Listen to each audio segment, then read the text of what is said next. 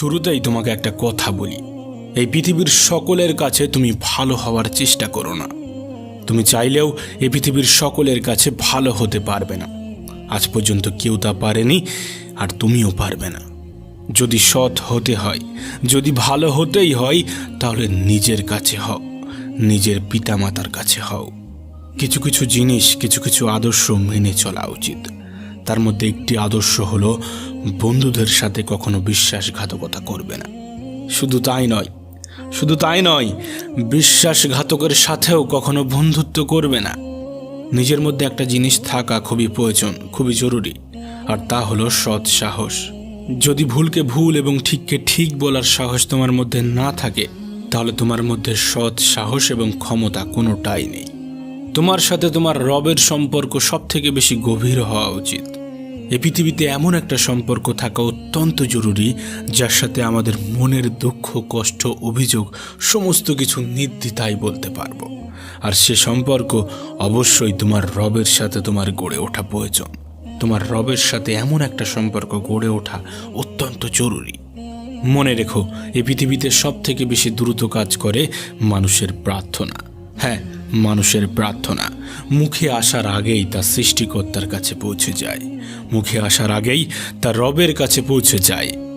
কখন বুঝবে, কিভাবে বুঝবে যে তুমি ঠিক রাস্তায় আছো নাকি ভুল রাস্তায় আছো? মনে রেখো, যখন মানুষ তোমাকে নকল করতে শুরু করবে, তখন বুঝে নিও তুমি জীবনের সফলতার দিকে এগোচ্ছ। তুমি সঠিক রাস্তায় আছো, তুমি ঠিক রাস্তায় আছো। এই পৃথিবীতে তুমি যতই ভালো হও না কেন, কারোর না কারোর গল্পের খারাপ চরিত্র তো তুমি হবেই হবে। এটা বাস্তবতা, এটা সত্য কথা। জীবন এবং মৃত্যুর মধ্যে একটা বৃহৎ পার্থক্য আছে। যার কোনো গ্যারান্টি নেই, তার নামই হলো জীবন, আর যার ফুল গ্যারান্টি আছে, তার নামই হলো মৃত্যু। মনে রেখো, তুমি যদি সুখে থাকতে চাও, তুমি যদি আনন্দে থাকতে চাও, তাহলে অন্যের উপর নির্ভরশীলতা ছেড়ে দাও। তার কারণ অন্যের উপর নির্ভরশীল মানুষগুলো কখনোই আনন্দে থাকতে পারে না। এই জন্য এমনভাবে নিজেকে তৈরি করো যাতে তোমার ইচ্ছা এবং প্রয়োজনগুলো তুমি নিজেই পূরণ করতে পারো। এই পৃথিবীতে আমাদের জীবনের বিফলতার সব থেকে বড় কারণ হয়ে দাঁড়ায় আমাদের চিন্তা ভাবনা। আমরা মনে করি কাল থেকে শুরু করব, আজ নয় কাল থেকে স্টার্ট করব। মানুষের জীবনকে শেষ করে দেওয়ার জন্য এটাই যথেষ্ট। প্রিয় ভাই আমার, যদি তুমি সফল হতে চাও, তাহলে কাল নয়, আজ থেকে শুরু করতে হবে, এখন থেকে শুরু করতে হবে। আজ থেকে শুরু করব, এখন থেকে শুরু করব, এটা একজন সফল ব্যক্তির লক্ষণ।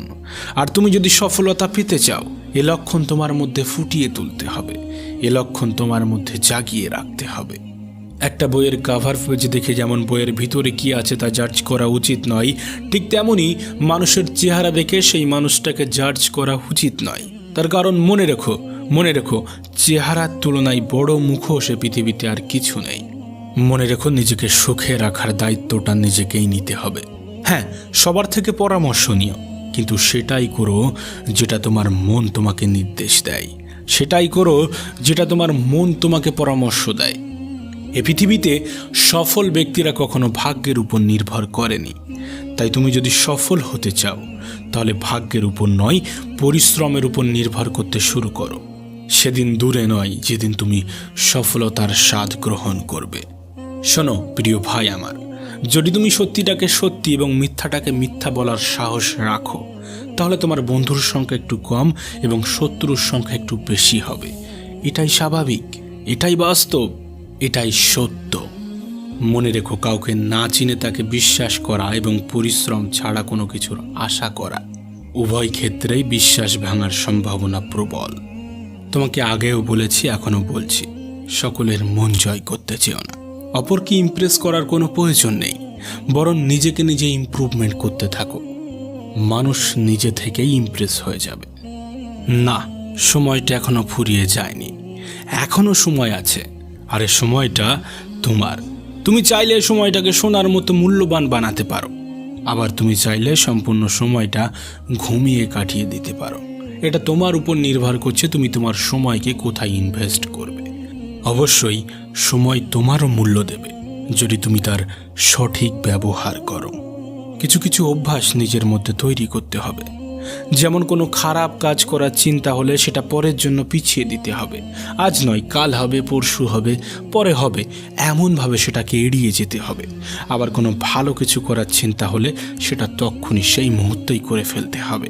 মনে রেখো, তুমি তোমার জীবনকে কেমনভাবে চালিত করবে সেটা তোমার উপর নির্ভর করছে। তুমি তোমার জীবনকে কেমনভাবে পরিচালনা করবে সেটা তোমার উপর নির্ভর করছে। আর এই সবগুলোর উপরেই নির্ভর করে তোমার জীবনের সফলতা। মনে রেখো, তোমার জীবনের রিমোট কন্ট্রোল কিন্তু তোমার হাতেই আছে। উপরওয়ালার হাতে আছে, কিন্তু সেটা তিনি তোমার হাতেই দিয়ে রেখেছে। অনেক সময় পরাজয় স্বীকার করতে মন চাইবে, কিন্তু পরক্ষণে নিজেকেই নিজে মনে করিয়ে দিতে হবে অনেকগুলো মানুষকে এখনো ভুল প্রমাণ করতে বাকি আছে, অনেকগুলো মানুষকে এখনো জবাব দিতে বাকি আছে, অনেকগুলো মানুষের চিন্তা ভাবনা পরিবর্তন করতে বাকি আছে। এ পৃথিবীকে অনেক কিছু দেখানোর বাকি আছে। হ্যাঁ, নিজেকেই নিজে মোটিভেট করতে হবে।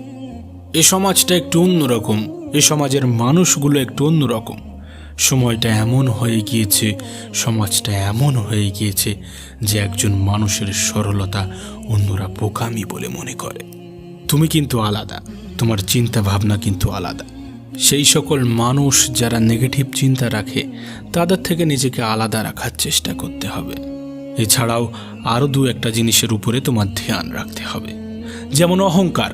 অহংকার খুবই বাজে একটা জিনিস। মানুষের পতনের সব থেকে বড় কারণ হয়ে দাঁড়ায় এই অহংকার। মনে রেখো, নিজের বয়স এবং টাকার উপরে কখনো অহংকার দেখিও না, কারণ যা কিছু গোনা যায় সেটা একদিন শেষ হয়ে যাবে। নিজের জীবনের উপরে কখনো রাগ দেখিও না, তার কারণ তোমার মতো জীবন পাওয়াটা হয়তোবা অন্য কারোর স্বপ্ন। জীবনটাকে এতটাও সস্তা করে তুলবে না যাতে কেউ এসে তোমার জীবনটাকে নিয়ে খেলার সাহস পায়। শেষে একটা কথাই বলবো, জীবনটাকে দুইভাবে উপভোগ করা যায়, জীবনটাকে দুইভাবে উপলব্ধি করা যায়। এক, যেটা তোমার সেটাকে অর্জন করো, যেটা তোমার সেটাকে অর্জন করো। দুই, যেটা তোমার কাছে আছে সেটাকে পছন্দ করতে শুরু করো। এবং সর্বোপরি নিজের প্রতি বিশ্বাস রাখো। বিশ্বাস রাখো নিজের উপর, নিজের রবের উপর।